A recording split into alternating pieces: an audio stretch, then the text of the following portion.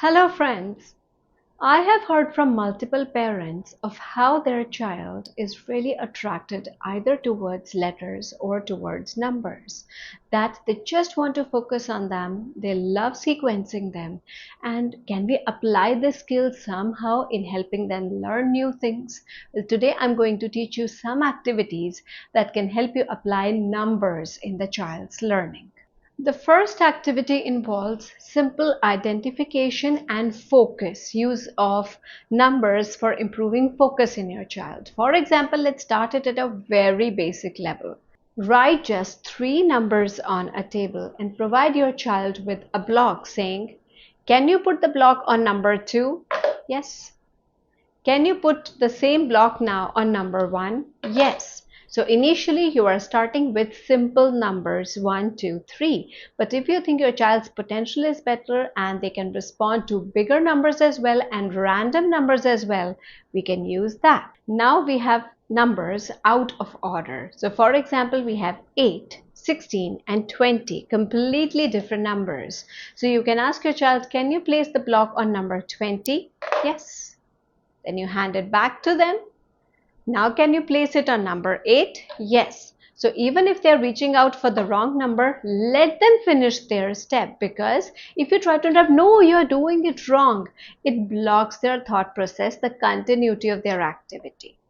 Okay, can you pick it up again and look for number 8? So what you do is, don't tell them that they are doing it wrong. Instead, again direct them towards what was the number you were asking for.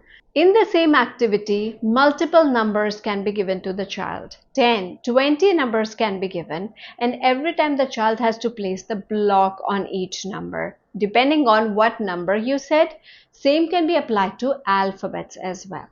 The second form in which you can modify this activity is, try to write these numbers on the wall, and you can ask the child to hold a ball and try to throw the ball at a specific number. So for example, throw it at 3. Done. Throw it at 1 and then throw it at number 1. And then you can increase the number that you have written on the wall to maybe up to 10. So they actually have to focus or include multiple walls in the house where the numbers are written, so that they actually need to scan their environment to figure out where exactly is their target. In the first activity, we focused on a gross motor skill, simple grasping, releasing, placing, or an activity where a ball can be used. Let's convert this number activity into a fine motor activity. Simple tweezers would do. So with the tweezers, you can take some beads with you and ask the child by writing a few numbers on a board from 1 to 10. Let's take the target. So on 1, you're only supposed to put 1 bead. Okay. Stop. Very good. Now let's take 2 beads on number 2. 1 and 2. If the child gets confused with different colors, you can take only green here, 2 blues here, then 3 of a different color here. So in this way, you can progress with counting concept in the child and works on their fine motor skills as well. Next, we can try a bead design game with the child. For example, you can draw some lines on a board. Either you can use the same color for all the lines, or you can use the respective color of the beads or blocks that you are using. So I have used the same color. Okay, you can give the child target. We are going to put all the red beads here. Okay, 1, 2, 3, 4, 5, and 6. Very good. Red is finished. Now can you try putting white beads? Yes. 1, 2. Now let's try blue beads. 1, 2, 3, and 4. Very good. After giving them maybe 2 or maximum 3 lines, you can ask them, which line do you think is bigger or longer? They might not know what long means. So you can say, ooh, which beads are more. So they can, without counting, initially they would want to count, saying that, okay, 1, 2, 3, 4, 5, 6 is more and 1, 2 is less.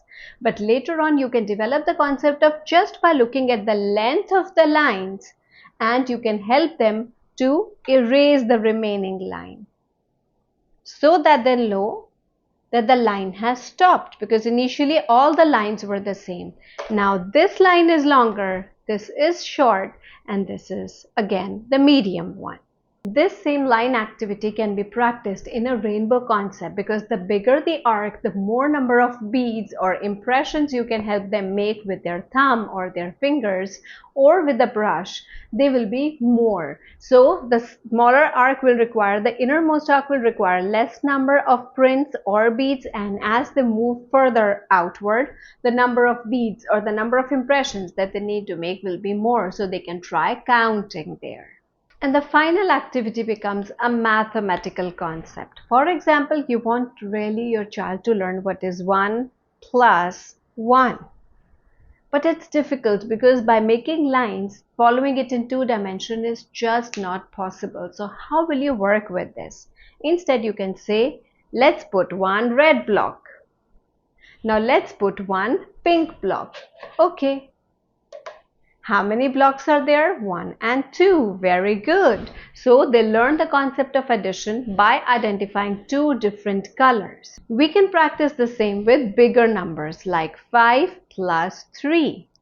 You remember we took 2 different colors. So we will take 5 of yellow color. Okay, 1, 2, 3, 4 and 5. Good. Now we will take 3 of red color. 1, 2 and 3. So what is 5 plus 3? 1, 2, 3, 4, 5, 6, 7, 8. Very good. The child got the answer. Hope these activities were informative for you. If yes, please mention it in the comments below, along with any queries or suggestions that you might have. Also, like the video, subscribe to the channel, and ring the bell icon for more videos related to child development. And we'll meet again soon. Bye.